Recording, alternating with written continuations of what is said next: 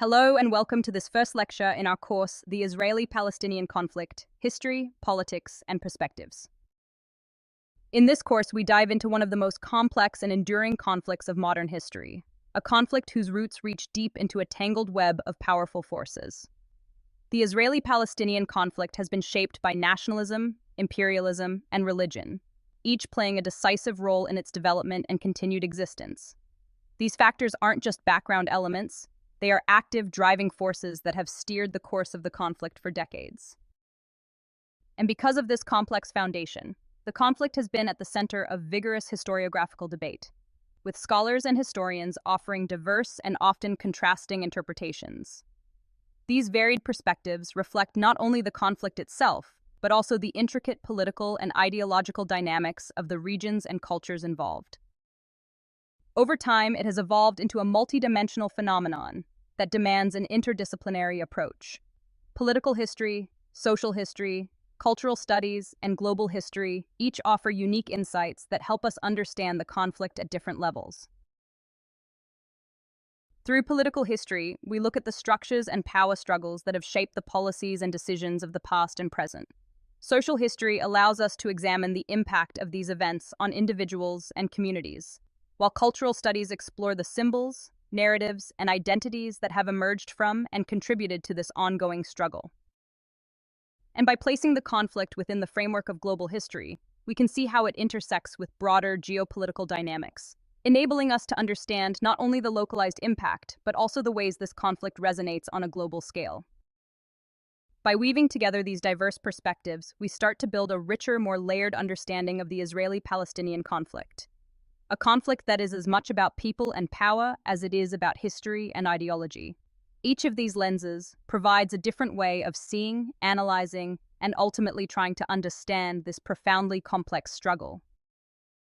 This is the journey we'll embark on together in this course, one that aims not only to explore the roots and evolution of the conflict, but also to critically engage with the many perspectives that have shaped and continue to shape its history.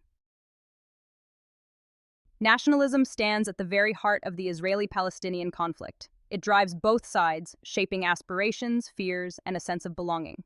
On one side, Zionism emerged in the late 19th century as a response to anti-Semitism and the insecurity that Jewish communities faced across Europe. This movement, spearheaded by Theodor Herzl, envisioned a Jewish homeland where Jewish people could finally achieve self-determination. In 1896, Herzl's Der Judenstaat, the Jewish state, outlined the urgent need for such a homeland, sparking a movement that would lead to waves of Jewish immigration to Palestine in the early 20th century. However, this Zionist vision clashed with rising Arab nationalism. This movement began taking shape in the late Ottoman Empire and gained momentum during the British Mandate period. Arab nationalism was driven by a fierce resistance to what many Arab communities perceived as Zionist colonialism and imperialism, a threat to their own territorial and national rights. This intense opposition framed Zionism as not only a political threat, but as an existential one, challenging the fabric of Arab identity. These competing national aspirations led to repeated clashes, including major Arab-Israeli wars in 1948, 1967, and 1973, as well as Palestinian uprisings, or intifadas, in 1987 and 2000. Each confrontation left a lasting mark, making a lasting peace seem increasingly elusive and reinforcing a cycle of conflict fueled by deeply rooted nationalist identities. The influence of imperialism on the Israeli-Palestinian conflict is substantial and cannot be overlooked. Following World War I, Palestine came under British control through a League of Nations mandate. During this mandate, British policy had a profound impact on the region, especially through the Balfour Declaration of 1917. In this declaration, Britain pledged to support a national home for the Jewish people in Palestine, a promise made without consulting the Arab population residing there. This marked the beginning of intense Arab-Jewish tensions, as Palestinian Arabs viewed the declaration as a betrayal of their own rights and sovereignty. British rule during the Mandate period was fraught with contradictions. The British sought to maintain control over the region, while simultaneously supporting Jewish immigration and settlement. They tried to navigate these conflicting obligations to Jewish and Arab communities, but their policies often inflamed tensions, leading to violent confrontations. These confrontations escalated after World War II, as global attention shifted to the question of establishing a Jewish state, raising international awareness of the conflict. The Cold War then added yet another layer of complexity, as both the United States and the Soviet Union took strategic positions in the region, supporting Israel and the Arab states respectively. This intervention by global superpowers effectively internationalized the conflict, transforming it from a regional struggle into a focal point of global political rivalry. These external influences, both colonial and ideological, deepened the conflict, embedding it within a larger narrative of power, control, and identity that still resonates today. Religion is a powerful and defining dimension in the Israeli-Palestinian conflict, shaping not only the physical landscapes, but also the spiritual and political stakes. At the core of this dimension is Jerusalem, a city sacred to Jews, Muslims, and Christians alike, a focal point of devotion, history, and, inevitably, contention. For Jewish people, Jerusalem holds profound historical and religious significance, as it is seen as the site of Solomon's temple and the spiritual center of Jewish life. For Muslims, Jerusalem is home to the Al-Aqsa Mosque, the third holiest site in Islam after Mecca and Medina. These religious ties to the land have fueled the conflict and further entrenched the national and political narratives on each side. In Israel, religious groups like Gush Emunim have played a critical role in promoting settlement projects in the occupied territories, driven by a messianic vision of restoring biblical Israel. On the Palestinian side, Islamist movements such as Hamas have used religious arguments to justify armed resistance against Israel, which has added another layer of complexity to the peace process. These opposing religious motivations create not only ideological but existential divides that deepen the challenge of finding common ground. The historical study of the Israeli-Palestinian conflict has evolved significantly over the 20th and 21st centuries, with narratives changing as political and ideological currents shift. Following the establishment of Israel in 1948, a Zionist narrative became dominant. This narrative depicted the new state as a heroic and justified response to Jewish persecution and existential threats from surrounding Arab nations. It was widely accepted, particularly in Western circles, supporting the argument for a Jewish state in the aftermath of the Holocaust, and framing Israel's establishment as a defense against Arab aggression. However, in the 1980s and 1990s, a new generation of Israeli historians, often referred to as the New Historians, began to challenge this established narrative. Scholars like Benny Morris, Avi Shlaim, and Ilan Pappé revisited Israeli archives and uncovered aspects of the state's founding that had been previously overlooked or minimized. These historians focused on Palestinian experiences, highlighting Israeli actions such as forced displacements and massacres during the 1948 Nakba, a term Palestinians used to describe the catastrophe that resulted in approximately 750,000 Palestinians being displaced from their homes. For example, Benny Morris's research revealed a level of systematic displacement of Palestinians, though he argued that these displacements were an unavoidable consequence of war dynamics rather than a deliberate Zionist strategy. In contrast, Ilan Pappé contended that the expulsions were part of an intentional plan of ethnic cleansing, a view that has sparked significant debate within both Israeli and international historiography. These revisionist approaches have reshaped not only Israeli historical perspectives, but have also influenced global scholarly communities. Palestinian historians, such as Rashid Khalidi, have also worked to promote narratives that recognize Palestinian nationalism and suffering, framing them within the context of colonialism and Israeli settlement expansion. This methodological diversity and the questioning of long-established narratives are essential for understanding the conflict and the historiographical landscape surrounding it. The question of objectivity in historical research becomes particularly challenging when examining the Israeli-Palestinian conflict. Here, the line between historical fact and personal ideology often blurs, as scholars bring their own political and ideological perspectives to their interpretations. This subjectivity has led to diverging portrayals of the same events, sparking an essential discussion about whether historians can truly remain objective when addressing such a deeply contentious and politically charged topic. Israeli historians have frequently concentrated on themes of security, highlighting the threats posed by neighboring Arab countries and the toll of terrorist attacks on Israeli civilians. Within this framework, the 1948 war is often viewed as an existential battle for survival, with subsequent conflicts seen as necessary defensive responses to Arab aggression. On the other hand, Palestinian historical narratives tend to emphasize the roles of occupation and colonialism, portraying Israel's actions as part of a prolonged suppression of the Palestinian people and their right to self-determination.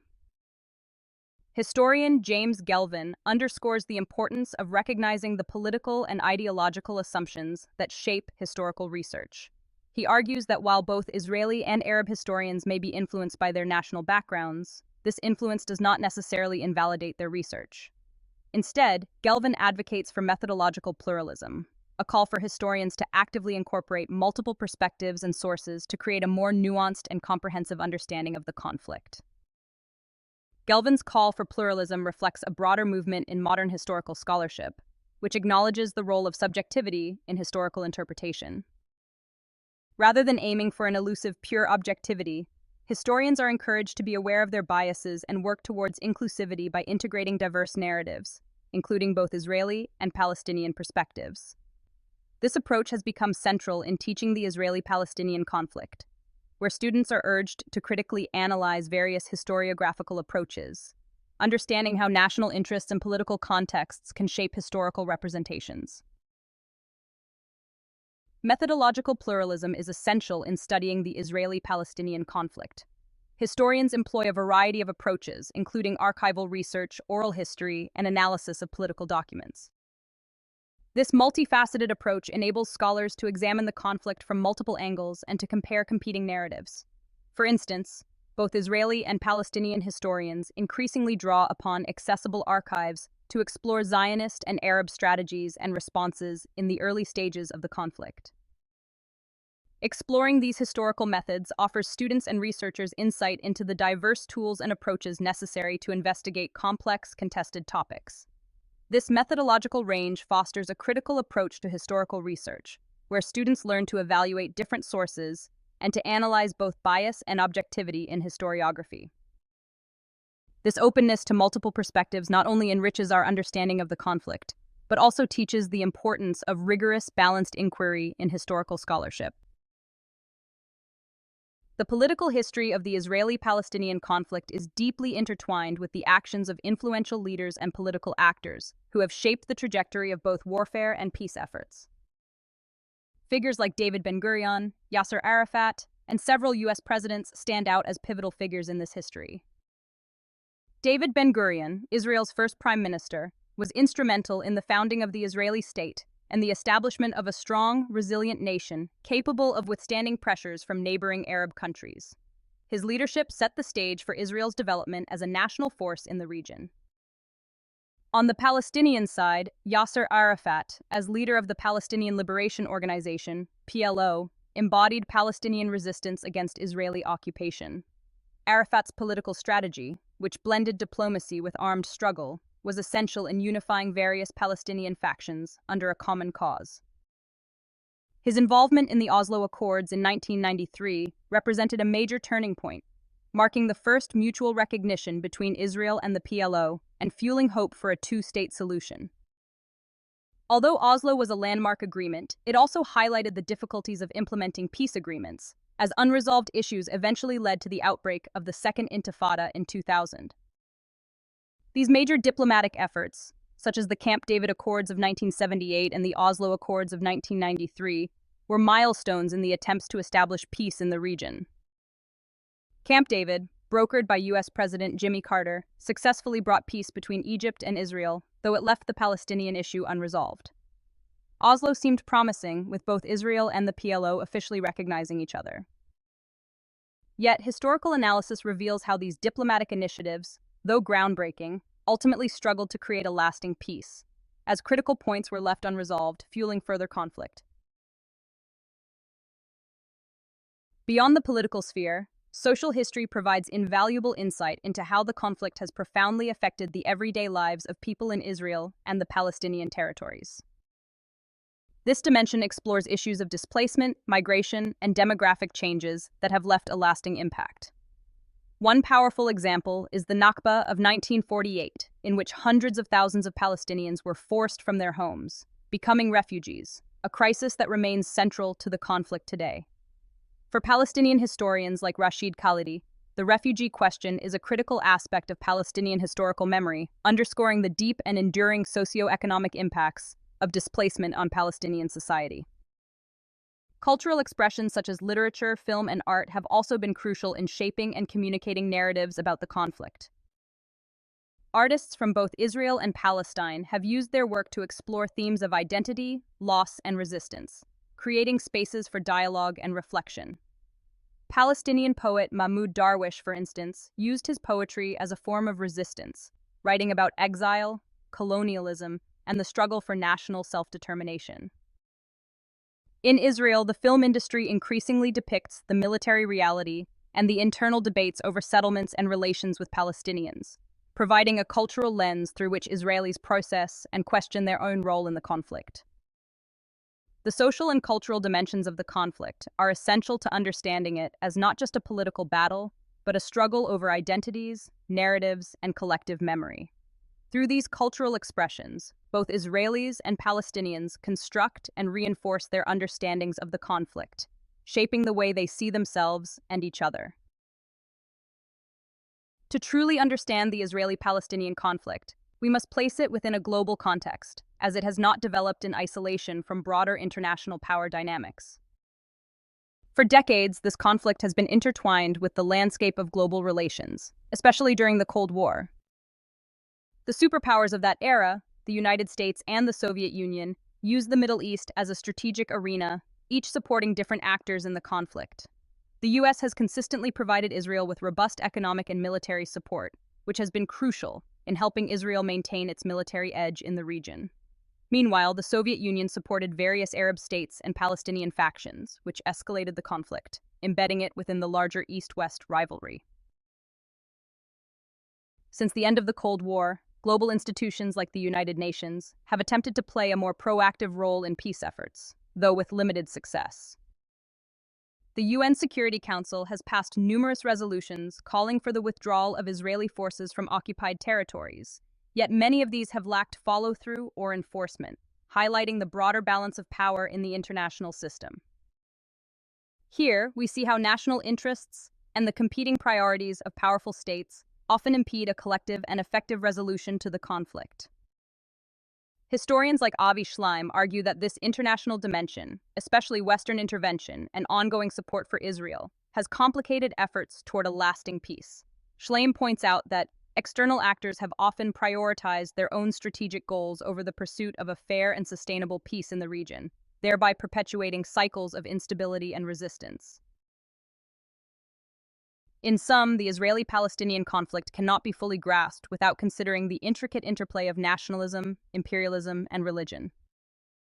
Nationalist ambitions have been a persistent driving force for both Zionist and Arab movements, while imperialism, especially during the British Mandate and Cold War, created structural conditions that fueled the conflict's escalation. The history of Palestine serves as a compelling example of how historical narratives are not merely objective reconstructions of the past. They are also deeply influenced by the political and ideological forces of their time. Historiography of the conflict has shifted from a predominantly Zionist perspective to a more pluralistic approach, one that includes both Israeli and Palestinian viewpoints. Revisionist historians have been instrumental in reshaping our understanding of the conflict, highlighting the importance of objectivity and challenging bias in historical research, which has contributed to a richer, more critical exploration of this complex issue. To truly appreciate the depth and persistence of this conflict, it is essential to analyze it through a range of methodological perspectives.